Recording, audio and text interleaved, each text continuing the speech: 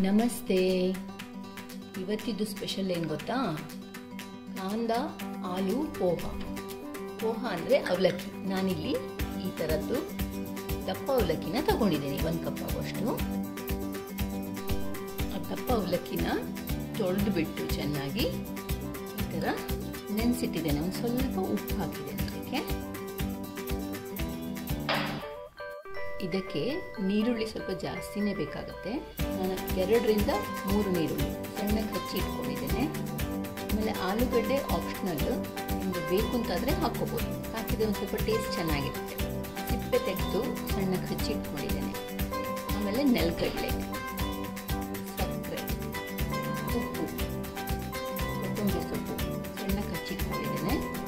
ಹಸಿಮೆಣಸು ನಿಮಗೆ ಖಾರಕ್ಕೆ ಎಷ್ಟು ಬೇಕೋ ಅಷ್ಟು ಹಸಿಮೆಣಸನ್ನು ಸಣ್ಣಗೆ ಹಚ್ಚಿಟ್ಕೊಂಡಿದ್ದೇನೆ. ಕರಿಬೇವು ಇದನ್ನು ಸಣ್ಣಗೆ ಹಚ್ಚಿಟ್ಕೊಂಡಿದ್ದೇನೆ. ಈ ಥರ ಇಡೀ ಕರಿಬೇವು ಹಾಕಿದರೆ ಹೆಚ್ಚಾಗಿ ಯಾರೂ ತಿನ್ನಲ್ಲ, ಅದಕ್ಕೋಸ್ಕರ ನಾನು ಸಣ್ಣಗೆ ಹಚ್ಚಿಟ್ಕೊಂಡಿರೋದು. ಅದಾದಮೇಲೆ ಒಗ್ಗರಣೆಗೆ ಸಾಸಿವೆ, ಜೀರಿಗೆ, ಒಣಮೆಣಸು, ಇಂಗು, ಅರಿಶಿನ, ಇದು ಲಿಂಬೆ ರಸ ಕೊನೆಗೆ ಹಾಕಲಿಕ್ಕೆ. ಈಗ ಮೊದಲಿಗೆ ಒಂದು ಬಾಣಲೆಯಲ್ಲಿ ಒಂದು ಸ್ವಲ್ಪ ಎಣ್ಣೆ ತಗೋತಾ ಇದ್ದೇನೆ.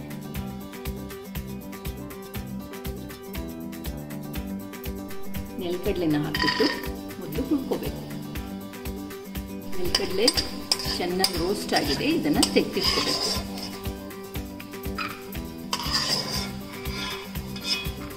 ಈಗ ಅದೇ ಬಾಣಲೆಗೆ ಜೀರಿಗೆ,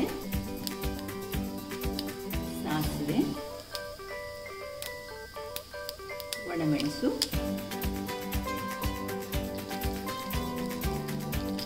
ಕರಿಬೇವು, ಇಂಗು, ಆಮೇಲೆ ಅರಿಶಿನ.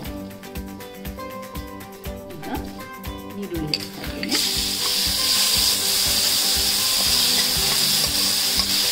ಸಕ್ಕರೆನ ಸೇರಿಸ್ತಾ ಇದ್ದೇನೆ.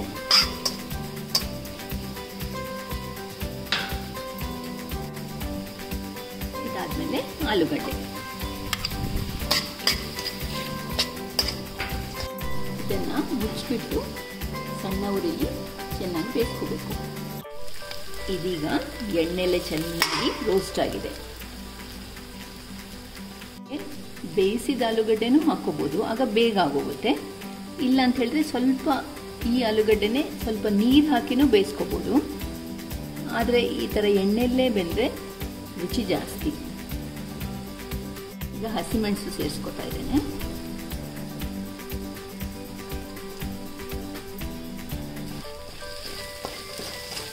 ಈಗ ನೆನೆಸಿಟ್ಟಿರೋ ಅವಲಕ್ಕಿನ ಸೇರಿಸ್ಕೊತಾ ಇದ್ದೇನೆ.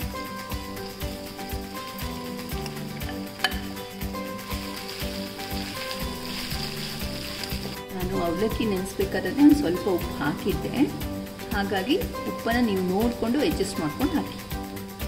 ಇದನ್ನು ಮುಚ್ಚಿಬಿಟ್ಟು 1-2 ನಿಮಿಷ ಬೇಯಿಸ್ಕೋಬೇಕು.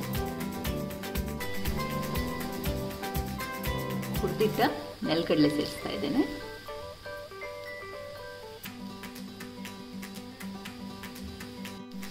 ಇನ್ನು ಗ್ಯಾಸ್ ಆರಿಸ್ಬೋದು. ನಿಂಬೆಹಣ್ಣಿನ ರಸ ಸೇರಿಸ್ತಾ ಇದ್ದೇನೆ. ಆಮೇಲೆ ಕೊತ್ತಂಬರಿ ಸೊಪ್ಪು, ನಿಮ್ಗೆ ಇಷ್ಟ ಇದ್ದರೆ ತೆಂಗಿನ ತುರಿನೂ ಹಾಕ್ಕೋಬೋದು. ರುಚಿಯಾದ ಕಾಂದ ಆಲೂ ಪೋಹ ರೆಡಿ.